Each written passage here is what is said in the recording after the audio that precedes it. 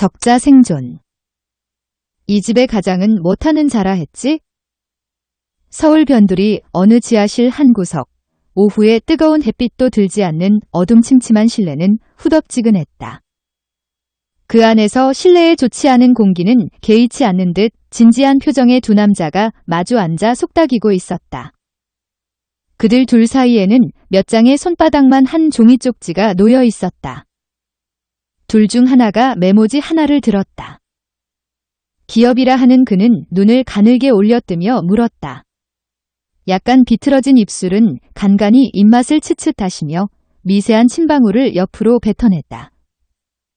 얼굴에 보이는 여유로움은 지금 그가 하려는 일에 상당히 리력인한 자임을 보였다. 널려있는 종이 쪽지들에는 후보로 점찍어 메모해둔 대상 가정들에 대해 미리 조사한 사항들이 적혀 있었다. 삼덕물산 부장이라고 하는데 집에는 거의 없는 것 같아. 해외 출장이 잦은가 봐. 맞은편의 수철은 자기가 그동안 그 집에 대해 나름대로 알아본 바를 말했다. 동그란 눈에 도톰한 입술의 그는 밀실에서 음모를 꾸미기에는 어리숙하고 어울리지 않아 보였다. 그자 마누라는 어때? 여자도 돈 벌러 나다니나? 그냥 집에 있는 것 같아. 마누라도 낮에 나가 있어야 좋을 텐데. 그렇기는 하지. 그러자 기업은 슬쩍 미소를 지으면서 다시 말했다. 뭘, 우리 솔직히 생각해보자. 있으면 나쁠 게 뭐가 있어? 그러잖아도 넌 요 몇 달 동안 굶주렸을 텐데. 오히려 재밌는 건수 하나 생길 수도 있는 것 아냐? 하긴 그렇겠지. 수철도 따라 웃으며 조금 탁하면서 음조가 높은 목소리로 답했다. 기업은 다시 눈을 내리깔며 나직한 마찰음으로 말했다. 짜식. 밝히기는. 한물간 여편네 뭐 볼 게 있을 거라고. 하지만 내게는 그래도 아쉬운 대로 좋을 거야. 아냐, 남편은 40대지만 여자는 이제 갓 30 된 것 같던데. 잘 먹고 잘 가꿔서 그런지 상당히 물이 올라있던데. 그래.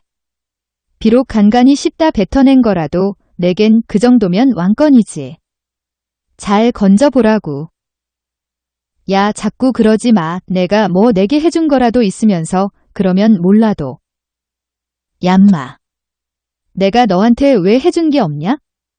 갖다 바쳐줘도 내가 차버렸기 때문이지. 너 그것 기억 안 나냐? 저번 날 밤에 은영이하고 놀다가 걔가 술이 너무 취해서 내 방에 데리고 갔을 때 말야. 그때 난 그냥 나와서 외박하고 말았잖아. 갖다 차려줘도 못 먹는 놈이. 알았어. 그 얘기 그만해. 이번 일 잘 해낼 궁리나 하자고. 이 집도 이번으로 마지막이어야 되는데. 이번엔 정말 크게 한 건 해서 너도 은영이랑 오손도손 잘 먹고 살아야 할 것 아냐? 너야말로 어서 좋은 여자 구하고 줄인 데도 채워야 할 것 아냐? 내 걱정 말고. 자, 더 이상 허튼 소리 말고 우리 다시 거사의 계획이나 논의하자. 수철은 그 집에 관해 조사해본 바를 계속 설명했다. 그 집 가장의 월급은 보통 수입밖에는 안 되지만 원래 부유한 집 외아들이었기 때문이어서인지 재산이 꽤 많은 것 같더라. 그자, 그러면 편히 놀고 먹기나 할 것이지 회사는 못하러 다니나. 그래도 남보이는 체면도 있고 해외 자주 다니면서 여행하는 재미도 있으니까 그러겠지. 하기야 우리들 하는 일도 누가 잡아가려고 하지만 않는다면 꽤 재밌는 일이지. 재미라니 농담이라도 그런 소리 하지 마라. 다 먹고 살자고 하는 일이지. 넌 요새 잘 팔리는 출세법 책도 못 읽었니? 먹고 살려고 마지못해 하는 일하고 자기가 흥미를 가지고 몰두하는 일하고 그 능률과 성공의 확률에 큰 차이가 나는 것을 몰라? 수철은 더 이상 대답을 안 했다. 그리고는 목소리를 다듬어 다시 그 집에 관해 조사한 바를 계속 말했다. 그 집에는 중학생 되는 딸이 있고 국민학교 가기 전에 아들이 있지. 야, 중학생 딸? 그거 참 입맛 당기는데?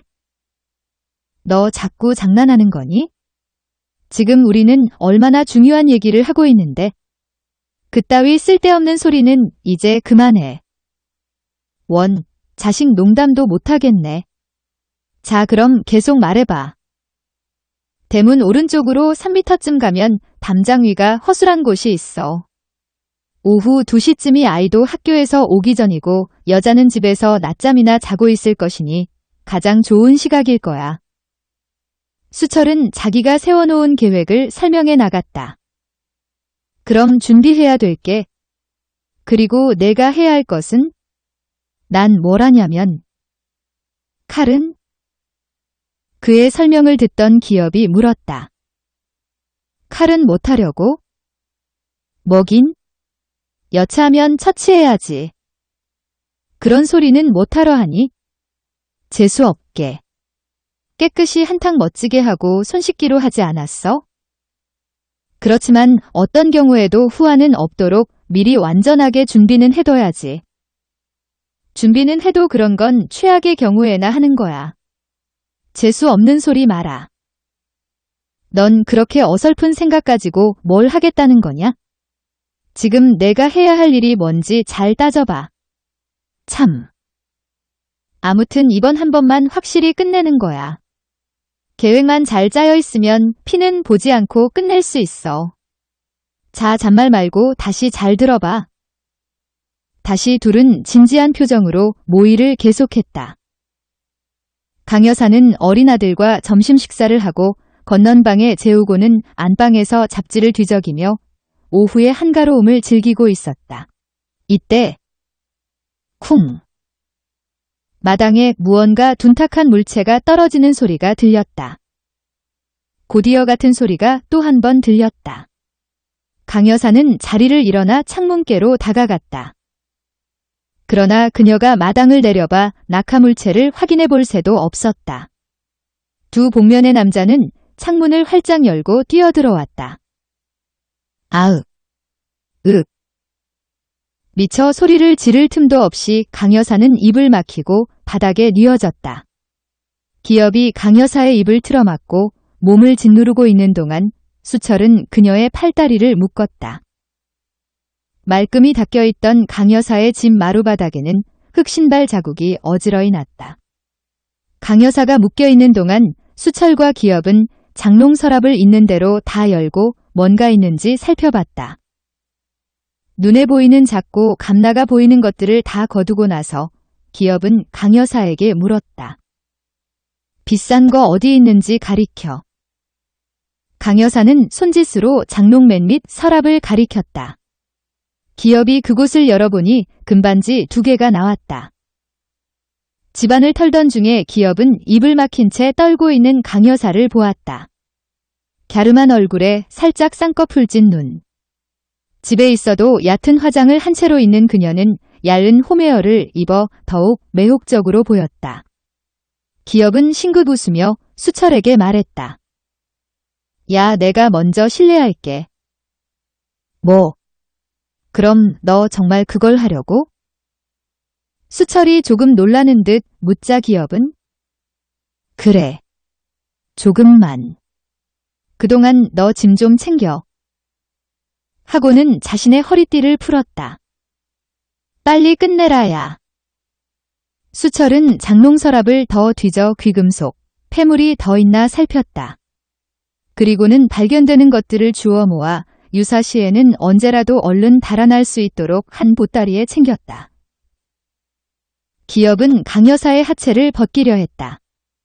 그러자 그녀는 그것만은 안 된다는 뜻으로 몸부림쳤다. 그녀는 계속 2 다리를 포개고 몸부림치며 반항했다. 기업은 주먹을 쥐어 그녀의 얼굴을 세게 가격했다. 강 여사는 실신했다. 무방비 상태에서 옷차림은 얼른 해제되었다. 기업은 짐승같이 엎어져 급히 행위를 했다. 이러면서까지 꼭 그 행위를 해야 할 것인가?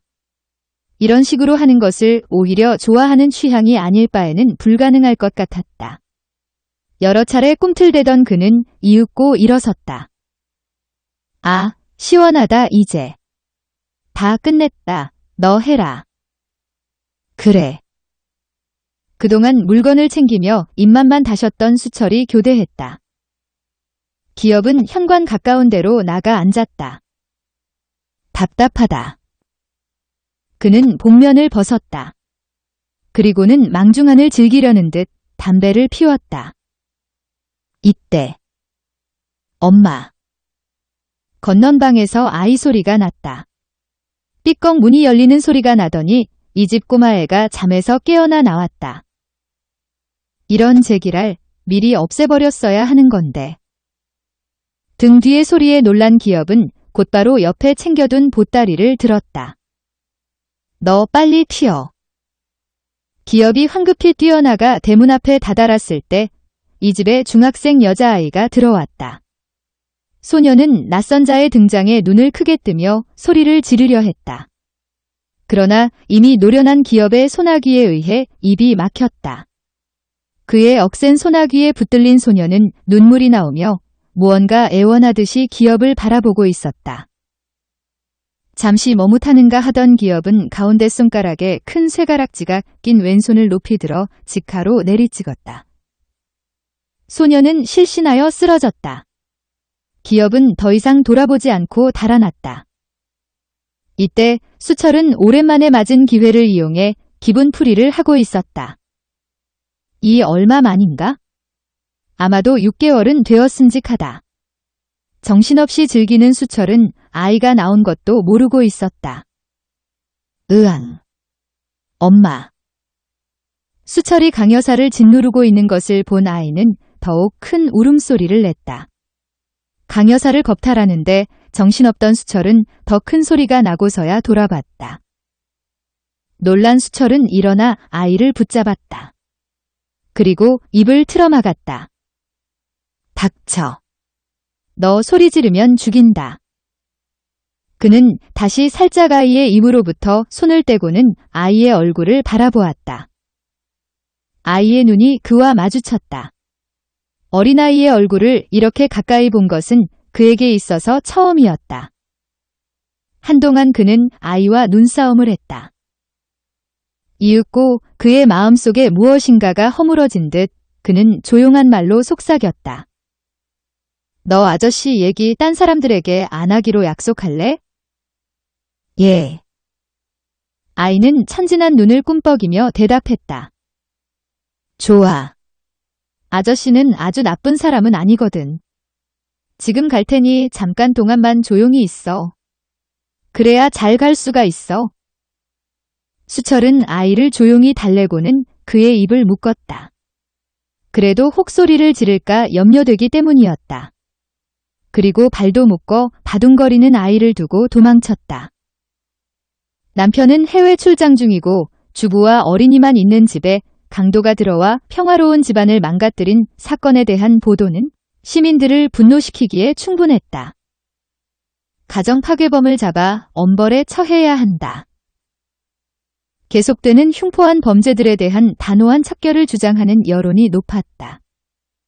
수사는 진행되었다.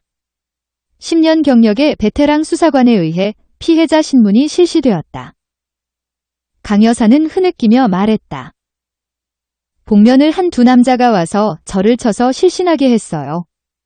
그 뒤는 잘 모르겠어요. 흐흐.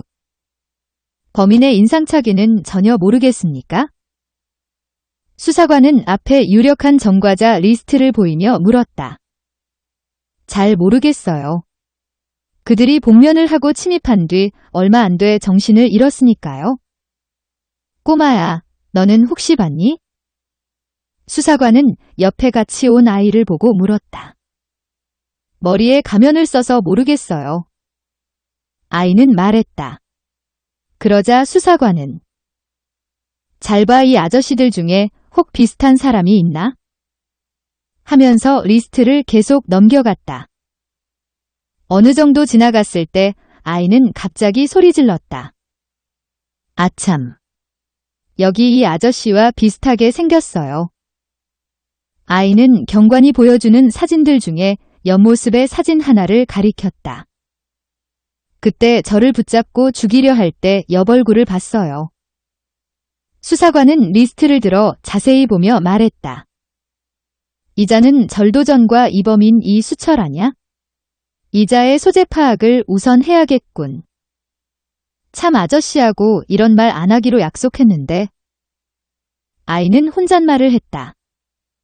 경찰관들은 수철의 소재 파악에 나섰다. 몇 시간 못 가 거처를 옮기려 골방에 짐을 싸고 있던 수철은 출동한 경찰에 잡혔다. 잡혀온 수철은 아이에 의한 확인 절차를 받게 되었다. 이 사람이 전에 너의 집에 들어왔던 강도 맞냐? 수사관은 수철의 옆모습을 유리창 너머 보여주면서 아이에게 물었다. 예, 맞아요. 저 아저씨가 그때 엄마의 옷을 벗기고 올라타고 괴롭히다가 나보고 떠들면 죽인다고 했어요. 이런 천인 공노할 놈. 자식이 보는 앞에서 어머니를 강간하다니? 수사관은 분노했다. 이수철이 이번 강도 사건이 범인이라는 것은 명백해졌다. 당시 군사정부를 종식한 문민정부에서는 새로이 사회를 통제할 규범이 필요했다.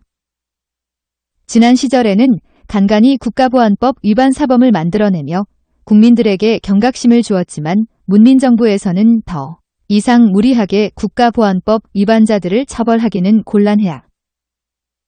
그러나 국립 공여에 수하해야 할 이유는 지전시대나 지금이나 여전하였다. 그 순화의 대상은 혈기왕성한 젊은 남성들이다. 그들을 통제할 가장 효과적인 수단은 그들 대부분이 관련을 떼기 어려운 성적 위법의 엄격한 처벌이다. 살인은 보통 개개인 간의 사적인 범죄이다. 국가 질서 유지에 직접 커다란 영향을 주는 것이 아니다. 비살인 범죄로서 국민에게 사회 질서 확립을 위한 엄단의 본보기가 되어야 할 성범죄 사건이 필요했다. 훗날의 진보 정권이라면 여성 인권을 명분으로 삼았겠지만 아직은 젠더 이슈가 사회의 중심으로 떠오르기 이전이었다. 군사정부 시대를 벗어났지만 아직 보수적인 가치를 추구하는 정부이다. 보수적인 가치를 열거할 때 중요한 것의 하나가 가정의 가치이다. 가정은 인간 사회의 질서를 이루는 기본 단위이다. 건전한 국가도 건전한 가정의 집합 위에 존재한다. 그만큼 가정을 소중히 지키기 위한 법 집행은 지난날 공산주의 세력의 침투로부터 국가사회를 지켜내기 위한 반공법 및 국가보안법의 집행과 견줄만한 것이었다. 가정의 올바른 유지에 위협을 가하는 행위는 국가보안법의 위반과 동일하게 국가질서를 위협하는 행위이니 가정을 파괴하는 범죄는 국가보안법의 위반과 동일하게 처단되어야 할 것이었다. 살인에 의한 가족 구성원의 상실에 따른 당연한 물리적 가정 파괴는 상징적 의미가 강렬하지 않았다. 가족 심리에 영향을 주는 정신적 가정 파괴가 더 경각심을 주는 것이라 가정 파괴 범죄의 시범적 엄벌 사례는 살인 범죄자들 중에서 고르는 것이 효과적이었다. 자식이 보는 앞에서 어머니를 강간한 인면수심의 범죄는 용납될 수 없다고 할 만했다. 충분히 국민 모두의 공분을 일으킬 만했다. 사회의 지도층은 합의를 보았다. 인면수심의 범죄를 이 사회에서 영원히 근절시키기 위해서 범인 이수철을 사형에 처한다. 수철에 대한 교수형은 다음에 집행되었다. 적자 생존. 그것은 범죄자의 세계에서도 통용되는 것이었다.